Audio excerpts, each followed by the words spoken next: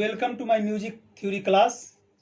मैं पिछले बार वीडियो में भेजा था रूपक ताल और झपताल, उसके अस्थाई मात्राएं कितनी होती है, उसके अस्थाई के क्या बोल हैं और कहाँ पे ताली और कहाँ पे खाली है। अब इस वीडियो में मैं बताऊंगा किसी भी ताल में दोगुन, तिगुन और चौगुन हम कैसे करेंगे। ये इसका कुछ रूल्स हैं जो आप ध्यान से देखेंगे कि किसी भी ताल हो तो सबसे आसान ताल से मैं आपको बता रहा हूं। 8 मात्रा के ताल कहरवा ताल, इसमें 8 मात्राएं होती है और इसके 2 विभाग हैं। पहले विभाग पे ताली है जिसको सम से लिखते हैं और दूसरे विभाग पे खाली है जिसको शून्य से दिखाते हैं। तो इसके बोल हैं धा, गे, न, ती, न, क, धी, न। ये अस्थाई बोल हो गए। मात्राएं 8 हैं और इसके तबले के बोल ये है और साइन ये है, इंटू और शून्य। अब इसको हम दोगुन कैसे करेंगे इसके बारे में आप जान लें। किसी भी ताल को हम दोगुन कैसे करेंगे, तो दोगुन करने के लिए किसी भी ताल में दो दो बोल को हम एक में करके लिखते हैं। यानी धागे को एक मात्रा में लिखेंगे, धागे को एक मात्रा में लिखेंगे। एक मात्रा बनाने के लिए नीचे अर्ध चंद्राकार में घेर देते हैं तो वो एक मात्रा बन गया। फिर न और ती को दूसरी मात्रा में लिखेंगे, न और ती, ये दूसरी मात्रा बनी। और इसके बाद न क तीसरी मात्रा पे, न क ये तीसरी मात्रा पे, और फिर धी न चौथी मात्रा पे। यानी आपके पूरे जो बोल है दोनों विभाग के, वो जब आप दोगुन किए तो एक विभाग में पूरे बोल आ गए, धागे, न, ती, न, क, धी, न। अब आगे जो रेस्ट बोल हैं, जो रेस्ट मात्रा है, उसको पूरा करने के लिए इसी को हम रिपीट कर देते हैं। धागे, न, ती, न, क, धी, न। तो ये आपका दोगुन के लय बन गया। और जब भी आप कोई भी लय में लिखेंगे तो उसके बोल और उसके साइन, जैसे पहले विभाग पे सम है और दूसरे विभाग पे शून्य है, खाली है। अब आइए तिगुन हम कैसे करेंगे इसी ताल को। अब तिगुन अगर आपको आ जाता है ताल कहरवा के तो आप अलग भी ताल के कर सकते हैं। तो तिगुन में क्या करते हैं, 3-3 बोल को एक एक मात्रा में लिखते हैं। यानी धागे न, धागे न को एक मात्रा बनाए, फिर ती न क को दूसरी मात्रा बनाए, ती न क, फिर धी न और धा को तीसरी मात्रा बनाए। अब यहां देखिए मेरे पास 2 ही बोल है लेकिन 3 बोल को एक में करना है, तो धी न, फिर फर्स्ट के बोल को धा को इस मात्रा के साथ जोड़ दिए। तो धागे न, ती न क, धी न, धा, गे, न, ती, ये चौथी मात्रा। इसके बाद कौन सा बोल बचा, धागे न, ती न क, धी न, धागे न, ती, न क, धी को एक में जोड़ेंगे, न क, धी, ये 5वीं मात्रा हो गया, न क, धी। फिर न, धा, गे, न, धा, गे, ये 6 मात्रा, न, धागे, फिर न, ती, न, न, ती, न, ये 7वीं मात्रा, न, ती, न, ये 7वीं मात्रा। फिर क, धी, न, ये 8वीं मात्रा, क, धी, न। तो ये आपका तिगुन के लिए बना। अब ये आपका बोल है और यहाँ पे आपका ये मात्रा पहले लिखेंगे, मात्रा 1 2 3 4 5 6 7 8।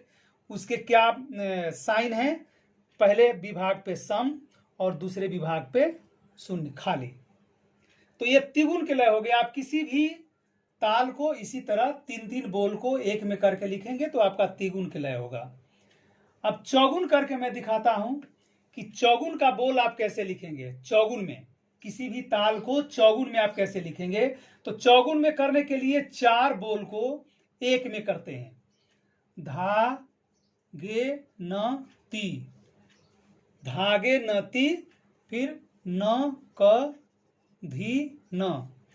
इसी तरह चार चार बोल को आप एक में लिखेंगे और देखिए ये दो मात्रा में आपका पूरे बोल आ गए, धागे न ती न क धी न। फिर इसको रिपीट करते जाएंगे आगे, धागे न ती न क धी न, फिर धागे न ती न क धी न, फिर धागे न ती न क धी न। तो ये आपका ये चौगुन के लय हो गया।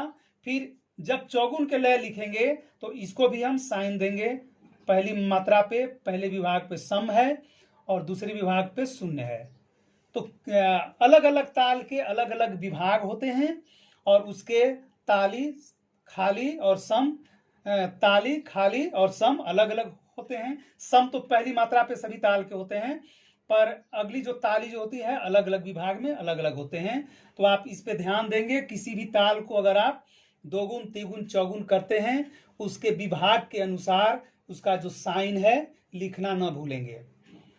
अब एक प्रश्न और आता है, कभी कभी ये पूछ लिया जाता है कि आप किसी भी ताल को एक आवर्तन में उस बोल को कैसे दोगुन में लिखेंगे। एक आवर्तन, एक आवर्तन के मतलब होता है जो ये एक सर्कल पूरा होता है, यानी ये बोल जो 8 मात्रा की जो ताल है कहरवा ताल 1 2 3 4 5 6 7 8, ये एक आवर्तन इसका 8 मात्रे तक है, पुनः फिर 1 पे आ जाएगा। तो एक आवर्तन में दोगुन हम कैसे लिखेंगे, अगर किसी बोल को दोगुन करते हैं तो उसको डबल टाइम हम रिपीट किए, लेकिन एक ही टाइम में दोगुन करके दिखाना है। तो यहाँ देख लीजिए, सबसे पहले हम 8 मात्रा के ताल को लिए, तो दोगुन करने के लिए 8 को 2 से डिवाइड करते हैं तो आपके पास आता है 4, यानी आपको 4 मात्रा में ही दोगुन दिखाना है। तो 4 मात्रा हम कहां से शुरू करेंगे, जो आपके जो भी मात्राएं हैं उसको लास्ट से, यानी यहां से 1 2 3 4।